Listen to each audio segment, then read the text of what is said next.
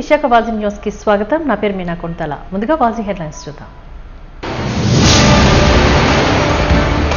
వేసవి తాపాన్ని తట్టుకుని మండుటెండలో సైతం విధులను నిర్వహించేలా చర్యలు చేపట్టిన నగర పోలీస్ శాఖ. ట్రాఫిక్ సిబ్బందికి ఏసీ హెల్మెట్లను అందజేస్తున్న నగర పోలీస్ కమిషనర్ డాక్టర్ శంకరప్రతాప్.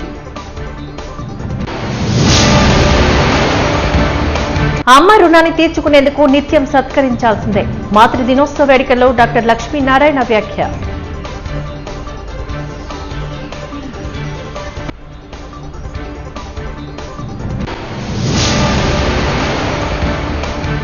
విశాఖ సాగరాన కొలువైన నయాగరా జలపాతాలు మండుటెండలో మంచి విడిదిగా మారిన జలకన్యల ఎక్స్పో అంటూ ఆనందపడుతున్న సందర్శకులు.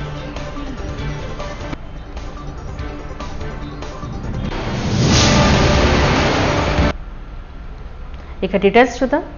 మండుటెండలో విశ్రాంతి లేకుండా విధులను నిర్వహించే ట్రాఫిక్ సిబ్బందికి వేసవి తాపం నుంచి ఉపశమనం కలిగించేందుకు గాను ఏసీ హెల్మెట్లను అందజేస్తున్నట్లుగా తెలిపారు. ఈ మేరకు పోలీస్ కమిషనర్ ట్రాఫిక్ సిబ్బందికి ఏసీ హెల్మెట్లను వారు అందజేశారు. అనంతరం ఆయన ఈ సందర్భంగా మీడియాతో మాట్లాడుతూ సిటీ పోలీస్ కమిషనరేట్ పరిధిలో ట్రాఫిక్ విధులు నిర్వహిస్తున్న ట్రాఫిక్ పోలీస్ సిబ్బందికి వేసవి తాపం నుంచి ఉపశమనం కలిగే విధంగా ఏసీ హెల్మెట్ల నిర్ణయం కార్యరూపం దాల్చి మొత్తం 30 ఏసీ హెల్మెట్లను కొనుగోలు చేయడం జరిగిందని చెప్పారు. వీటి విలువ 6 లక్షల రూపాయలని, ఇవి యాక్టివ్ కూలింగ్ టెక్నాలజీ ద్వారా పనిచేస్తాయని వెల్లడించారు.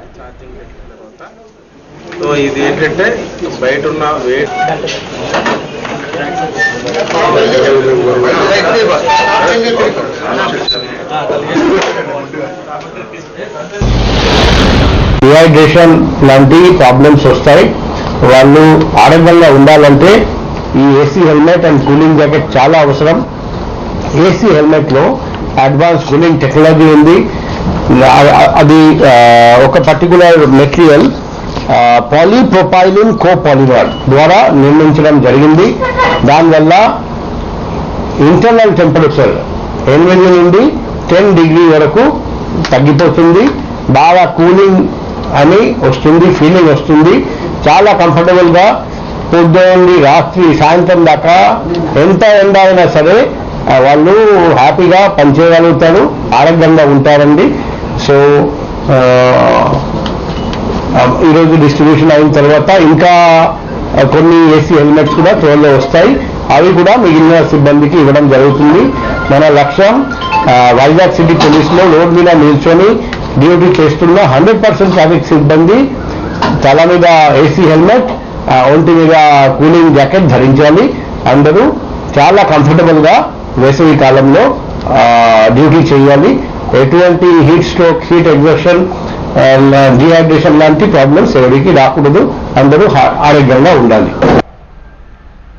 గత 60 సంవత్సరాలుగా గ్రామ ప్రజల పూజా కార్యక్రమాలకు, శుభకార్యాలకు వేదికగా ఉన్న శివనగర్ సర్వే నంబర్ 104లో కొందరు అక్రమదారులు అక్రమ నిర్మాణాలు చేపడుతూ ప్రశ్నిస్తే కూటమి నాయకుల పేర్లు చెబుతూ బెదిరింపులకు దిగుతున్నారంటూ శివనగర్ గ్రామ ప్రజలు ఆవేదన వ్యక్తం చేశారు. ఈ మేరకు డాబా గార్డెన్స్ ప్రెస్ క్లబ్ లో ఏర్పాటు చేసిన విలేకరుల సమావేశంలో వారు మాట్లాడారు. ఈ స్థల అన్యాక్రాంత విషయంపై గతంలోని 53వ వార్డు కార్పొరేటర్ బక్కతల్లి డిప్యూటీ మేయర్ కు జనతలు సమర్పించామంటూ ఫలితం శూన్యమని ఆరోపించారు. నిర్మాణాలు చేపట్టవద్దంటూ అధికారులు చెప్పినా కూడా సదరు రైల్వే ఎంప్లాయీ సత్యనారాయణ ఆ స్థలాన్ని దబదబాలుగా ఆక్రమించడానికి ప్రయత్నిస్తూనే ఉన్నారని ఆరోపించారు. గతంలోని జీవీఎంసీ పడగొట్టిన ర్యాంపులు తిరిగి పునర్నిర్మాణం చేపట్టేందుకు సత్యనారాయణ ప్రయత్నిస్తున్నారని తెలిపారు. ఈ సమస్యకు శాశ్వత పరిష్కారాన్ని అందించాలని కోరారు.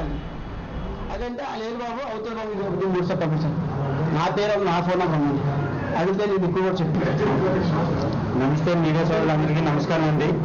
గ్రామంలో నివసిస్తున్నాము. మాకు ఎటువంటి కార్యక్రమాలైనా సేవలు అనేది ఉండేది రోడ్డు పక్కన. అందులోనే శుభకార్యాలు 60-70 వేలు కట్టేసి దీంట్లో చేసుకోవచ్చు. శివనగర్ అనే గ్రామం మరిపాలెంలో 60 నుంచి 70 ఏళ్లుగా ఉంది. మరి అదే శివనగర్ గ్రామంలో చెందిన దాదాపు 2500 నుంచి 3000 మంది జనాభా ఉన్నారు. అదేవిధంగా మాకు ఏ ఒక్క కార్యక్రమం చేసుకోవాలన్నా శివనగర్లో మాకు అక్కడ గ్రామానికి ఒక ప్లేస్ అనేది ఉంది.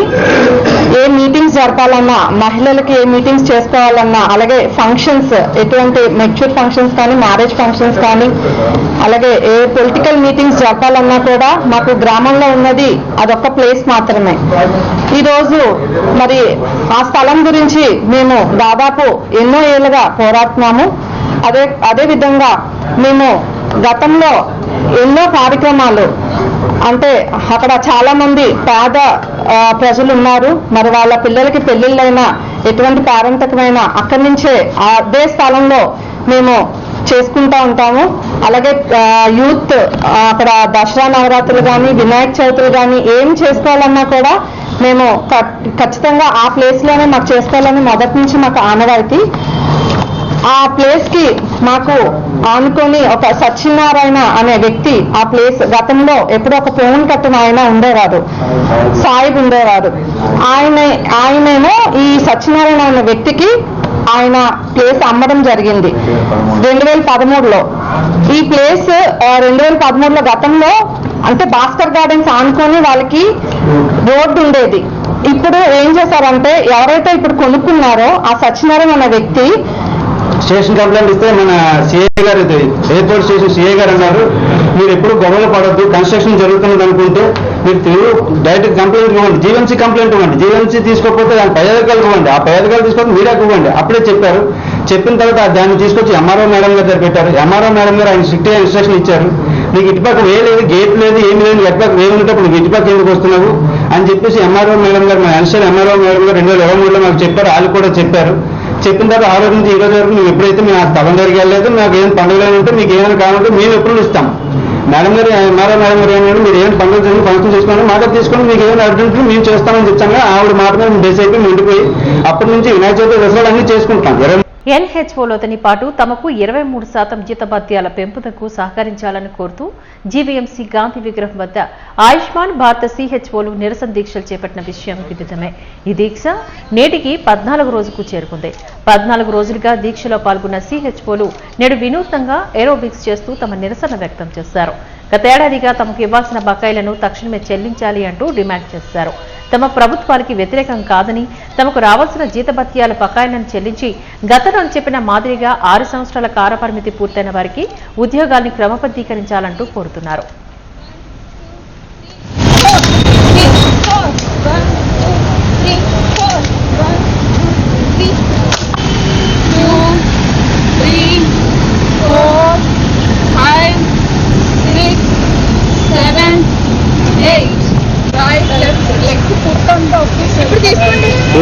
ఓకే ఓకే స్టార్ట్ చేయండి.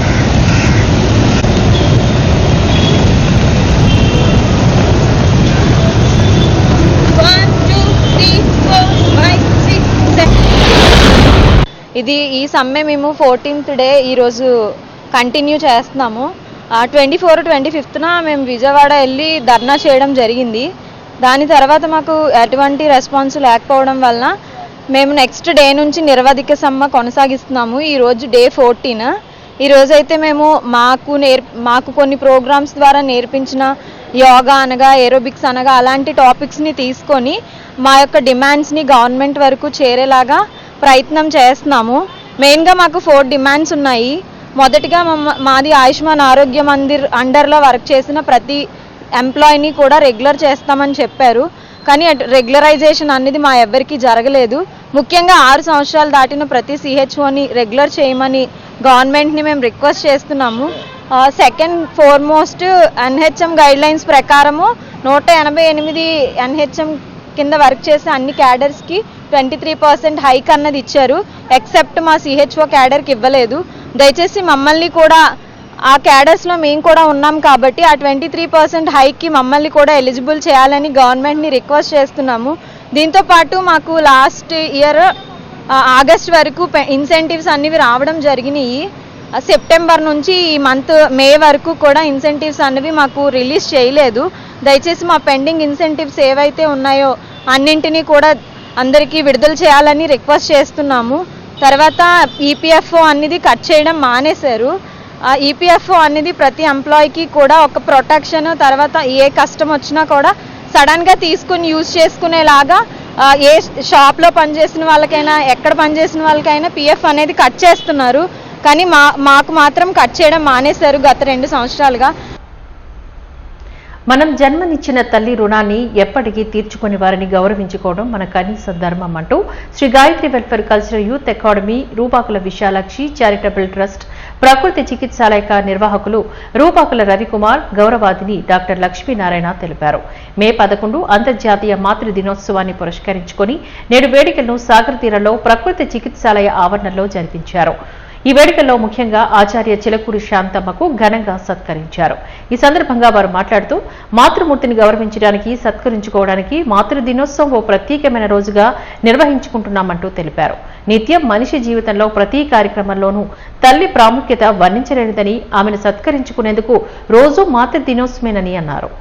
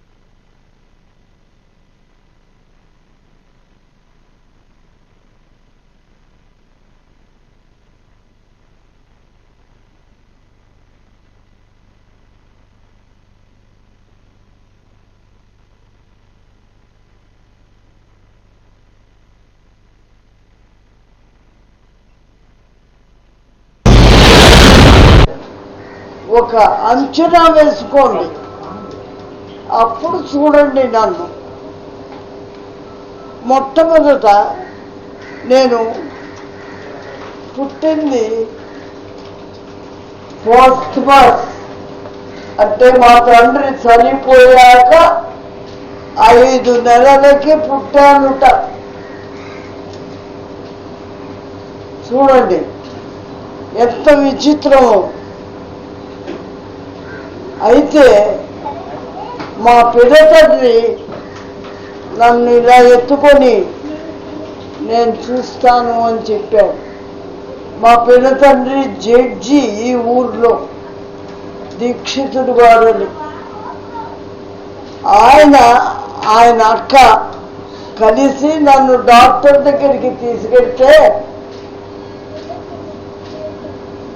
ఒక చేప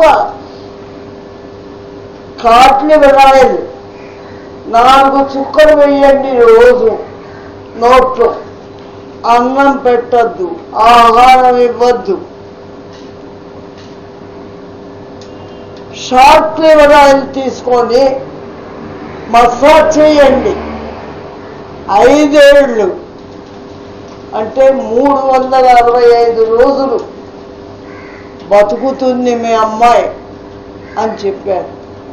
తండ్రి మా మేనత్త పూనుకొని ఈరోజు నేను ఇలా మాట్లాడుతున్నానంటే భగవత్ సాక్షిగా వాళ్ళిద్దరు.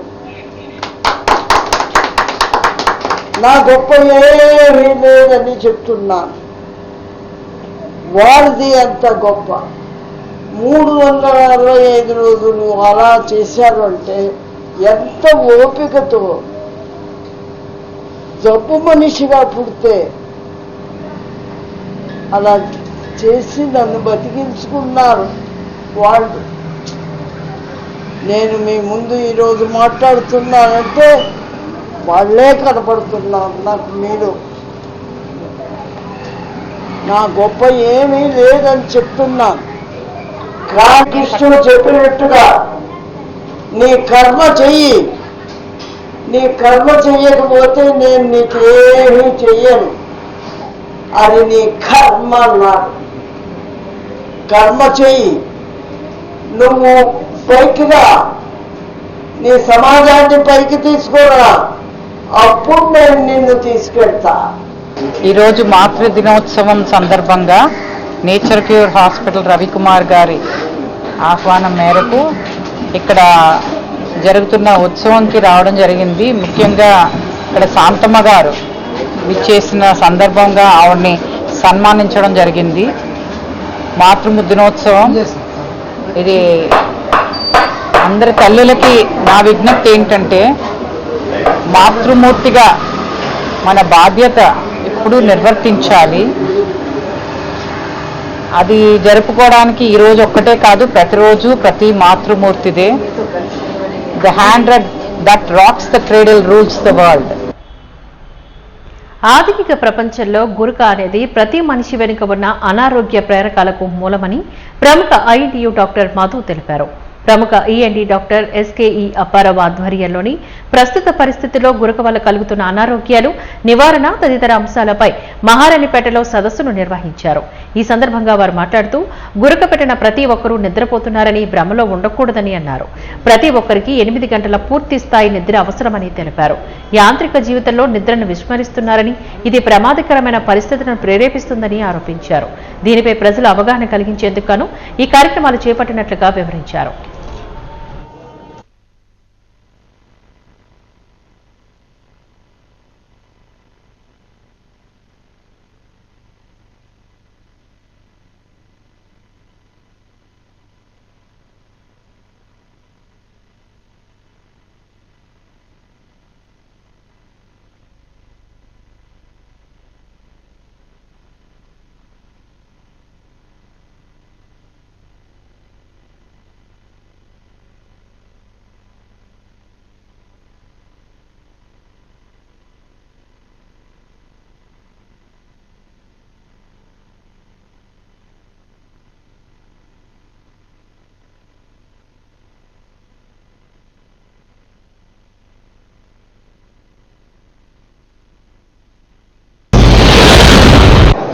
జీవితంలో సగభాగం మనిషికి మంచి నిద్ర కావాలి.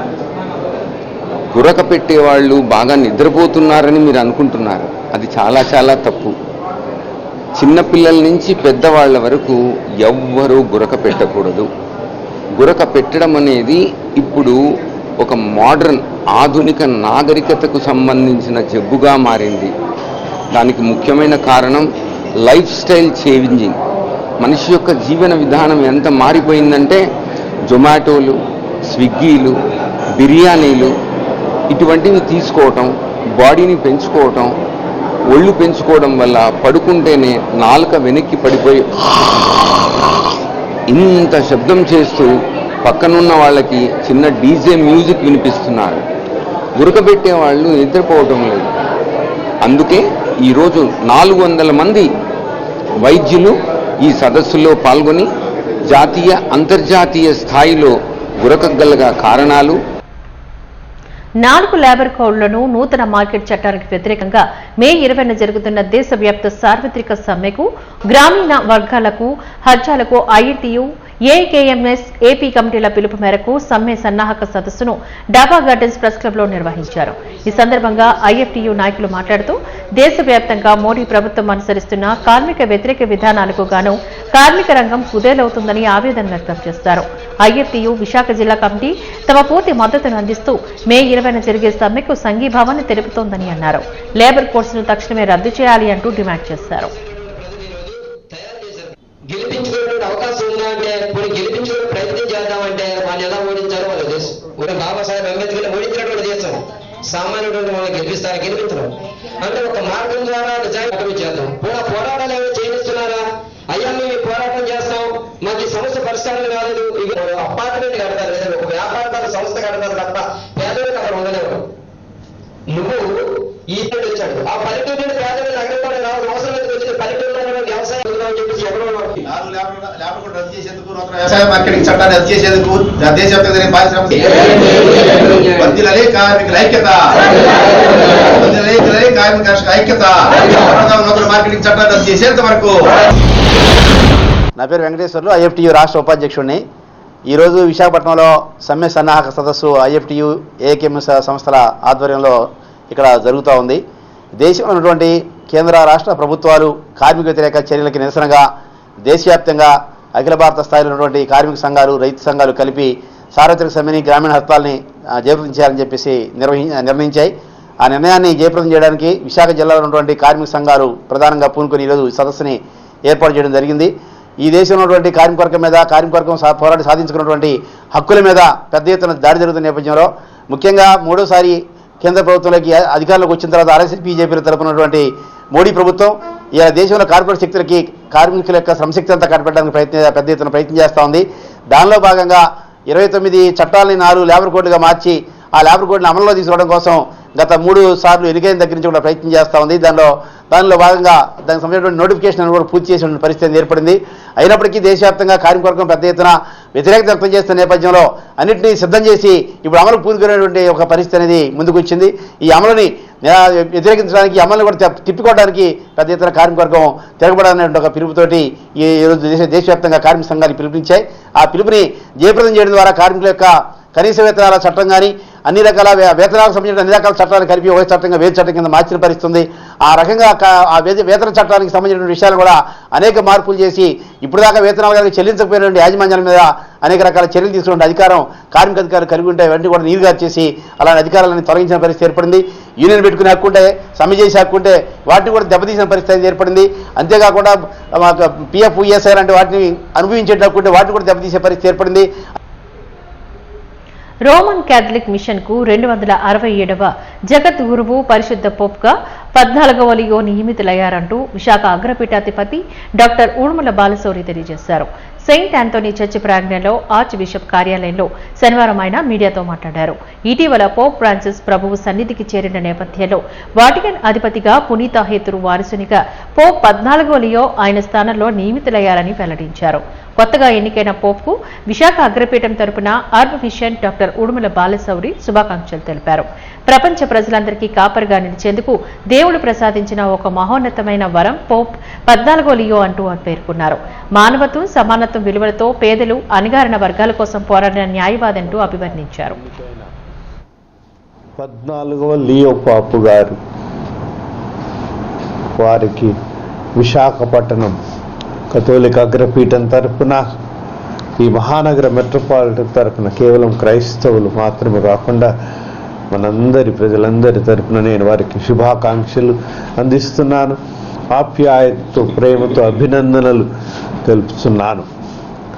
మన విశాఖ పట్టణంతో పాటు మన ఆంధ్రప్రదేశ్ ప్రజలందరి తరపున నేను వారికి అభినందనలు, ప్రేమపూర్వక విశ్వసనీయతను అందిస్తున్నాను. మీకు అందరికి తెలిసిన విధమున 8వ తారీఖు మే నెల 2025న ఈ క్రొత్త పాపు గారు ఎంపికైనారు. లేయో పాపు గారు 14వ లేయో పాపు గారి పేరు ఎందుకంటే ఇంతకుముందు 13 మంది ఈ పేరుతో పాపు గారులు ఉన్నారు. 13వ పాపు గారు లేయో పాపు గారు చాలా భారతదేశానికి చాలా ముఖ్యమైన వాళ్ళు. ఓ భారతదేశమా, నీ బిడ్డలే నీకు శరణము, నీ రక్షణకు, దేశ బాగుకు నీ బిడ్డలే శరణమని మనలందరినీ సంబోధిస్తూ ఆశీర్వదించారు. వారి తర్వాత అది 1886లో కనుక దాదాపు 200 సంవత్సరాల తర్వాత పాపు గారు ఎవరైనా ఎన్నికైనప్పుడు క్రొత్త పేరు ధరిస్తారు. తన యొక్క భావి ప్రణాళిక, కార్యాచరణ ఏ విధంగా ఉంటుందో తన పేరులోనే ఉంటుందన్నమాట. దివంగత పాపు గారు ఫ్రాన్సిస్ అని పేరు పెట్టుకున్నారు. లోకమంతటా శాంతి సమాధానాల కోసం కృషి చేశారు. వీరు పేదల పట్ల, అణగారిన వారి పట్ల ప్రత్యేక శ్రద్ధ వహించారు. వీరు అమెరికన్ సిటిజన్ కానీ మిషనరీగా దక్షిణ అమెరికాలోని పెరు దేశంలో చాలా సంవత్సరాలు పనిచేశారు, సేవలు అందించారు. అక్కడే 2015లో బిషప్గా అభిషేకించబడ్డారు. అంటే నా తర్వాత నేను 2013లో బిషప్గా అభిషేకించబడ్డాను.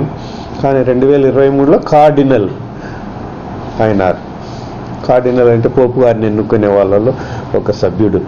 ఇప్పుడు దాదాపు 135 మంది కూర్చొని వాటికన్ నగరంలో వారు ఈ పాపు గారిని 2 రోజులు ఓటింగ్ జరిపి, రహస్య ఓటింగే కనుక వారు ప్రార్థించి పరిశుద్ధాత్మ ప్రేరణతో పాపు గారిని ఎన్నుకున్నారు. వీరిలో గొప్పతనం ఏంటిదంటే అమెరికా నుంచి కాకుండా చాలా విశాల మనస్తత్వం, మానవత్వం, ప్రజలందరూ ప్రజలందరూ ఏ మతానికి ఏ ధర్మానికి చెందిన అందరూ వసుదైవ కుటుంబంగా జీవించాలని ముఖ్యంగా ప్రజలందరినీ ఆశీర్వదిస్తూనే పేదలను బీదలను ఆయన మట్టిలో బుడుగుల్లో వారితో దక్షిణ అమెరికా అంటే కొంతమంది ఉత్తర అమెరికా లాగానే చాలా ధనవంతమైన దేశాలు అనుకునే ప్రమాదం ఉంది. అక్కడ చాలా అంతర్యుద్ధాలు సివిల్ వార్స్ జరిగి నీతి న్యాయం కోసం ప్రజల్ని ఈ దేశాలలో వాళ్ళ సైనికులే వాళ్ళ అధికారులే ప్రజల్ని చాలా కష్టాలకు గురి చేశారు. కొన్నిసార్లు పిట్టల్ని కాల్చినట్టు కాల్చి చంపిన ఈ దేశాలలో గత 30 సంవత్సరాలుగా హెల్త్ కేర్ రంగంలో విశేష సేవలు అందించిన అనుభవంతో విశాఖలో గుండె ఊపిరితిత్తుల సంబంధిత సంక్లిష్ట సమస్యలతో బాధపడుతున్న రోగులకు గాను ప్రపంచ స్థాయి సమగ్ర చికిత్సను అందించనున్నామంటూ Vizag MGM 7 hills CEO wing commander MK Bose తెలిపారు. ఈ మేరకు విశాఖలో ఓ ప్రైవేట్ హాస్పిటల్లో ఏర్పాటు చేసిన విలేకరుల సమావేశంలో 750కి పైగా హార్ట్ ట్రాన్స్ప్లాంటేషన్ శస్త్రచికిత్సను విజయవంతంగా పూర్తి చేసిన doctor KR Balakrishna, doctor Suresh, doctor Soumitra తదితరులు మాట్లాడారు.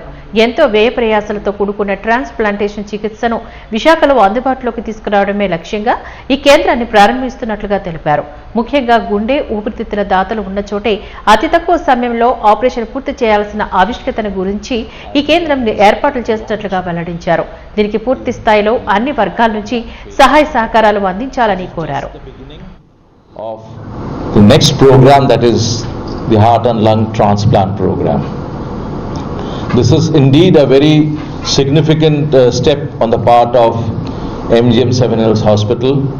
Ever since MGM Healthcare Chennai has taken over this hospital in the year 2024 in the month of June, there has been strong endeavors, steps and measures to take this hospital to a newer level where they can make a significant mark and an indelible mark in the field of healthcare.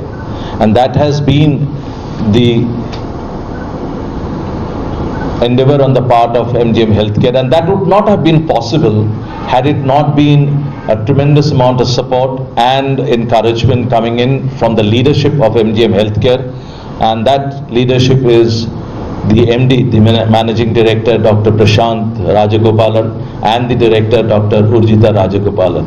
They have been the force behind in taking 7 Hills Hospital from MGM 7 Hills Hospital to a newer heights and making a very mark in the field of healthcare in the city of Visakhapatnam and the city around it.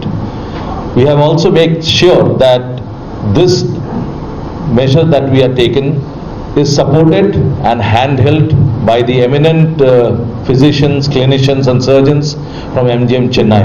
This is why we wanted to start this is a heart and lung transplant started in India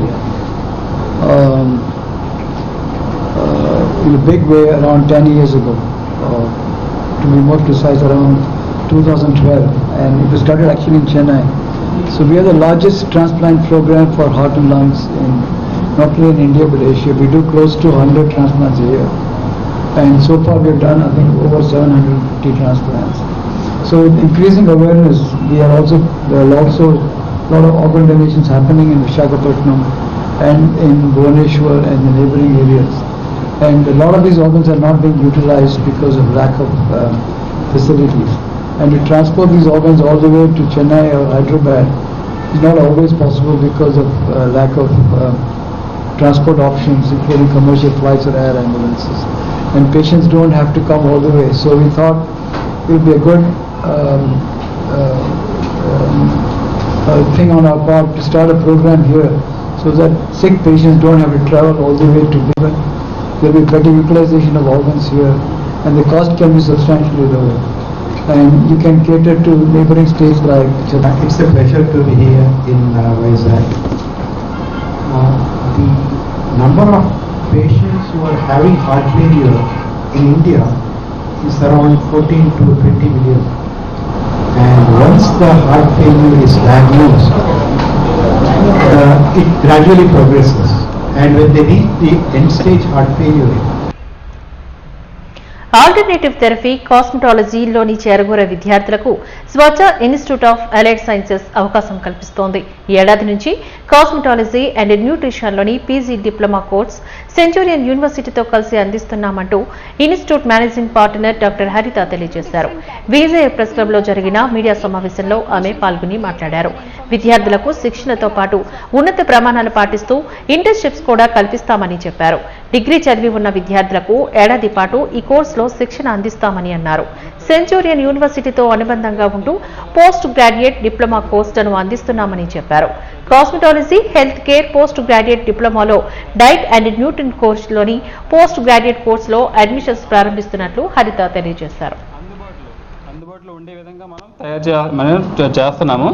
ఇందులో మనం మెయిన్గా academics, next research, next digital health care. ఇప్పుడు academics అంటే ఇందులో courses PG diploma courses, మనం cosmetology course, next అదేవిధంగా diet and nutrition course, ఈ 2 కోర్సుని మనం ఆల్రెడీ ఇంప్లిమెంట్ చేసాము. సక్సెస్ఫుల్గా 1 year కంప్లీట్ అయ్యింది. 2 batches కూడా రిలీవ్ అయ్యాయి మన ద్వారాను.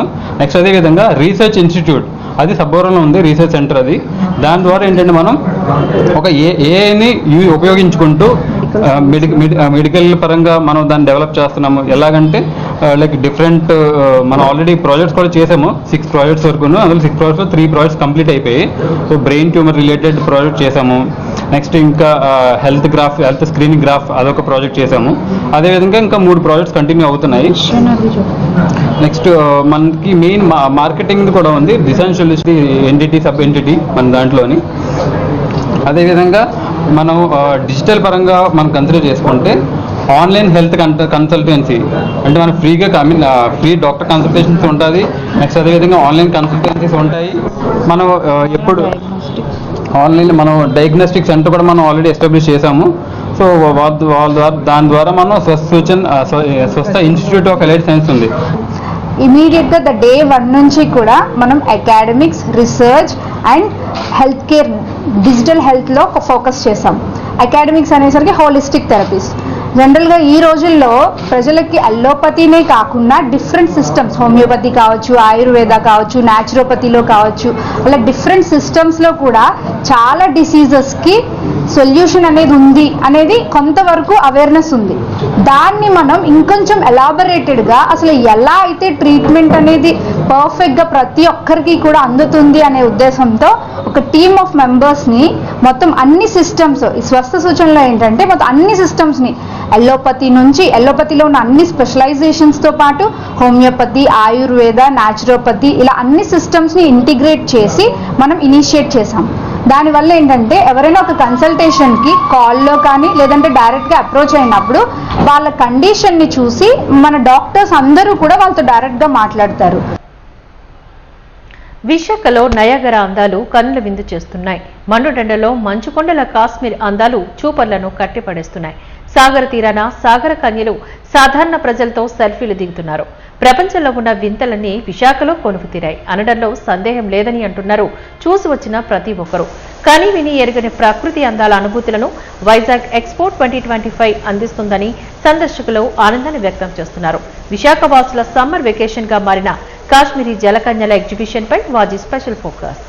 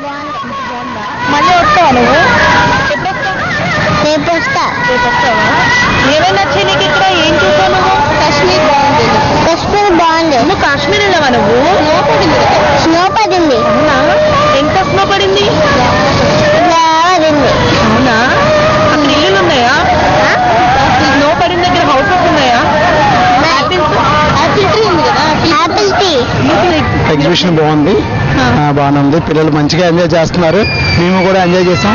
స్నో వరల్డ్కి వెళ్ళాం, చాలా బాగుంది. వాటర్ ఫాల్స్ దగ్గర బాగుంది, అలాగే సాగర్ కన్నీ ఇవన్నీ చూసాం, అంతా బాగుంది. రియల్గా టు బి ఫ్రాంక్ బాగానే ఉంది. ఇంతకుముందు ఎగ్జిబిషన్ చూసాం మేడం, కానీ ఇంత అనిపించలేదు. ఇది మాత్రం ఎక్సలెంట్, రియల్గా టు బి ఫ్రాంక్ చాలా బాగుంది. కాశ్మీర్ స్నో చాలా బాగుంది. తర్వాత సాగర్ కన్నీది ఉంది కదా, అది చాలా బాగున్నది. ఫ్యామిలీతో వచ్చి ఇక్కడ ఎంతసేపు మనం టైం స్పెండ్ చేయొచ్చు? 3 hours పైన ఉండొచ్చు అండి. ఈవినింగ్ 6 o'clock వచ్చారనుకోండి, కంపల్సరీ మనం 9-10 వరకు హ్యాపీగా ఎంజాయ్ చేయొచ్చు చక్కగాను. టికెట్స్ బాగానే ఉన్నాయండి, అవైలబుల్గా ఉన్నాయి, పర్లేదు. ఒకటి ఎంట్రన్స్ ఫీ ఒకటే తప్పించి తగ్గింది, లోన్ అయితే పర్వాలేదండి. తర్వాత అన్ని కూడా ఎంట్రన్స్ ఫీ మాకైతే ఎక్కువ అనుకున్నాం. నిజంగా స్నో వరల్డ్ ఇక్కడికి వచ్చినాక మాత్రం చూసినాక అదంతా పోయింది, పర్వాలేదు, హ్యాపీ అనిపించింది. అది మాత్రం ఫస్ట్ ఇది రానంత వరకు అయితే మాత్రం మేము నిజంగా చాలా ఫీల్ అయ్యాం. తర్వాత ఇది చూస్తే దీనికి పెట్టొచ్చు అనిపించింది. ఫస్ట్ నేను దీన్ని యూట్యూబ్ లో చూసిన అంతగా ఏం లేదు అనుకున్నాను, కానీ వచ్చిన తర్వాత చాలా అమేజింగ్ అనిపించింది నాకు.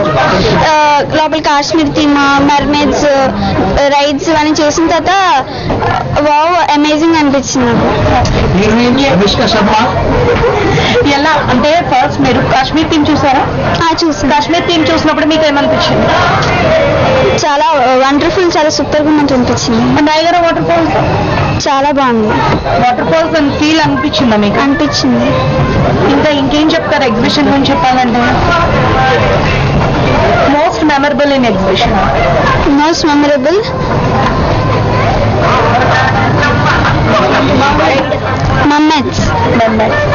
మెర్మేడ్స్ మీరు ఇంతకు ముందు ఎక్కడైనా చూస్తారా? ఇదే ఫస్ట్ టైం. మెర్మేడ్స్ మాట్లాడారా మరి?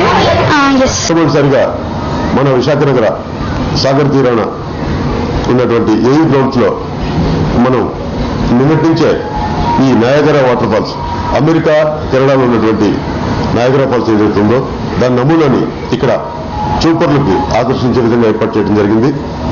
ఇది సుమారుగా 180 అడుగులు పొడవు, అదేవిధంగా 30 అడుగులు ఎత్తున ఈ ఫాల్స్ మనం ఏర్పాటు చేశాము. దీంట్లో సుమారుగా మనం 4 లక్షల లీటర్ల వాటర్ని దీంట్లో స్టోర్ చేసి ఆ వాటర్ని సర్క్యులేషన్ ద్వారా నయాగరా జలపాతం ఏ విధంగా ఉందో ఆ విధంగా చూపర్లను ఆకర్షించే విధంగా దీన్ని ఏర్పాటు చేయడం జరిగింది. ఈ ప్రదర్శనలో నయాగరా జలపాతంతో పాటు జలకన్ల ప్రదర్శన ఎంతగానో విశాఖ ప్రజల వాళ్ళు ఉన్నటువంటి దీన్ని పంచుకున్నటువంటి ఏదైతే ఉందో జలకన్ల ప్రదర్శన కూడా ఈ ప్రదర్శనలో ప్రపంచంగా చూపిస్తూ ఉన్నాము. అదేవిధంగా మినీ కాశ్మీర్ని కూడా దీంట్లో ఈ ప్రదర్శనలో అత్యద్భుతంగా మనం ఒక కాశ్మీర్ ఉన్నటువంటి వాళ్ళకి ఫీల్ కలిగే విధంగా ఈ కాశ్మీర్ని ఇక్కడ మనం ఏర్పాటు చేయడం జరిగింది. దీంతో పాటు 23కి పైగా లేటెస్ట్ అమ్యూజ్మెంట్ సైట్స్ కూడా మనం ప్రదర్శనలో పెట్టడం జరిగింది. ఇదే విధంగా చిన్న చిన్న షాపింగ్ మాల్స్ కూడా ఇది లోపల మనం పెట్టడం జరిగింది. షాపింగ్ ఏది ఉందో దగ్గర 100కి పైగా స్టాల్స్ కూడా ఇక్కడ ఏర్పాటు చేశాము. విశాఖ సిటీలో ట్రాన్స్జెండర్స్ పై ప్రజల వద్ద నుంచి పలు కంప్లైంట్స్ వస్తూ ఉండటంతో సమస్యపైన దృష్టి సారించి వారు గౌరవప్రదంగా జీవించడమే పరిష్కారమని భావించి తగు జీవనోపాధి కల్పించే దిశగా ఏర్పాట్లు చేస్తున్నట్లుగా నగర పోలీస్ కమిషనర్ డాక్టర్ శంకరవ్రత బాగ్జీ వెల్లడించారు. ఈ మేరకు కమిషనరేట్ కాన్ఫరెన్స్ హాల్ నందు విశాఖ నగర ట్రాన్స్జెండర్స్ తో సమావేశాన్ని నిర్వహించారు. ఈ సందర్భంగా సిపి మాట్లాడుతూ ఎవరో కొంతమంది ట్రాన్స్జెండర్స్ దురుసు ప్రవర్తన వల్ల అందరికీ చెడ్డ పేరు వస్తుందంటూ ఆరోపించారు. వారు గౌరవప్రదంగా జీవించేందుకు ఎటువంటి ఉపాధి కావాల్సిన సహాయం చేస్తామంటూ హామీనిచ్చారు. ఆరోగ్య సమస్యలతో బాధపడే వారికి ఆయా సంబంధిత వైద్యం అందించేందుకు తాము అండగా నిలుస్తామంటూ భరోసానిచ్చారు.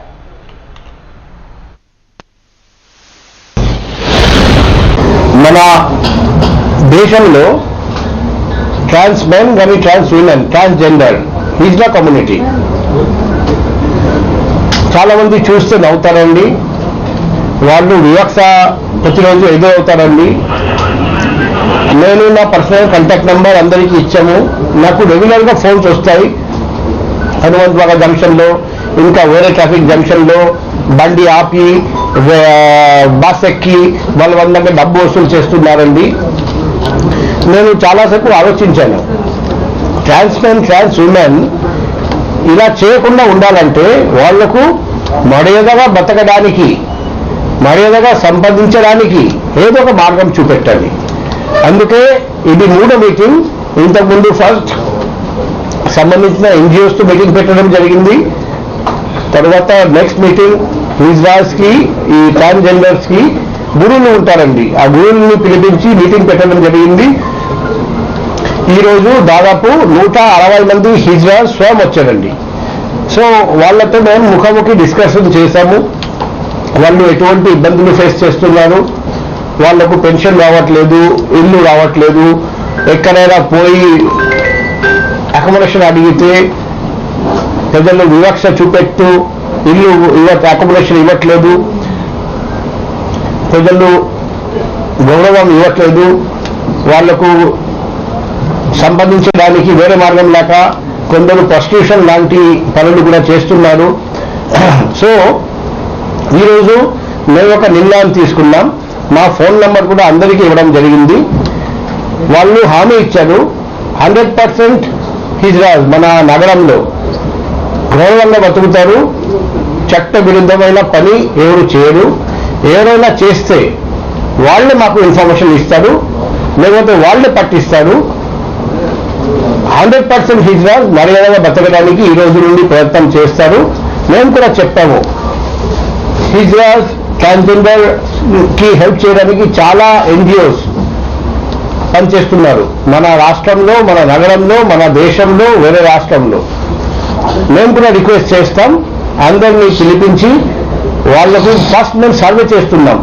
ప్రతి హిజ్రా, ప్రతి ట్రాన్స్జెండర్ మ్యాన్ కానీ విమెన్, ట్రాన్స్ మ్యాన్ కానీ ట్రాన్స్ విమెన్ ఎంతవరకు చదివారు, క్వాలిఫికేషన్స్ ఏంటి, ఎంతవరకు ఎక్స్పీరియన్స్ అండ్ ఏం చేయడానికి ఇష్టం ఉంది. అనుకోండి వంట చేయడానికి ఇష్టం, టైలరింగ్ చేయడానికి ఇష్టం, లేకపోతే ఏదైనా ప్లంబింగ్, ఏదైనా ఎలక్ట్రీషియన్ జాబ్, ఏదైనా చేయడానికి ఇష్టం ఉందా లేదా అడుగుతాం. వాజిక్ న్యూస్ ముగించే ముందు ముఖ్యాంశాలు మరొకసారి చూద్దాం. వేసవి తాపాన్ని తట్టుకుని మండుటెండలో సైతం విధులను నిర్వహించేలా చర్యలు చేపట్టిన నగర పోలీసు శాఖ. ట్రాఫిక్ సిబ్బందికి ఏసీ హెల్మెట్లను అందజేస్తున్న నగర police commissioner doctor Shankar పాక్జీ.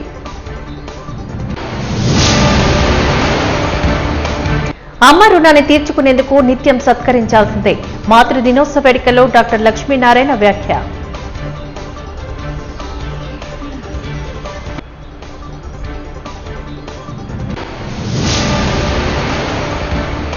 Visakha సాగరాన్ని కొలువైన నయాగరా జలపాతాలు, మండుటెండలో మంచు విడిదిగా మారిన జలకన్యల ఎక్స్పో అంటూ ఆనందపడుతున్న సందర్శకులు.